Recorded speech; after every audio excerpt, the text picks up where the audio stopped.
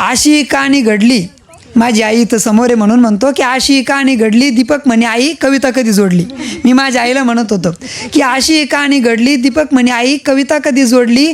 मग माझी आई म्हणे सुचली मला आणि नागपंचमी सणानिमित्त आईसोबत सांगत होती तुला.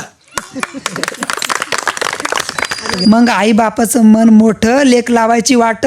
मग ती आईला नाही सोडायची. सासरी जाताना मुलगी खूपच रडायची. लेक गाडीत बसायची. मग आई पदराने डोळे पुसायची.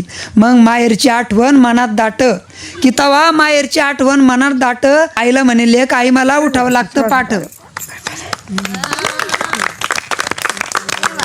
आईच्या डोळ्यात पाणी आलं. मग आई म्हणे बाळा तुला उठावं लागतं कावा. तर लेक म्हणे आई कोंबड्याने बाग द्याला तवा. तवा सुपात दाणे असायची. ती जात्यावर बसायची. जातं ओढून पाहायची. तिला माहेरची आठवण यायची. मग सासर आणि माहेरचं सुंदर ओव्या ती गायची. ती पूर्वीच्या मात्या मावल्या कशा जातं ओढायच्या सावत्या. तेव्हा बीपी शुगरच्या गोळ्या कोणालाच नव्हत्या. आता खा पोळ्या खा गोळ्या.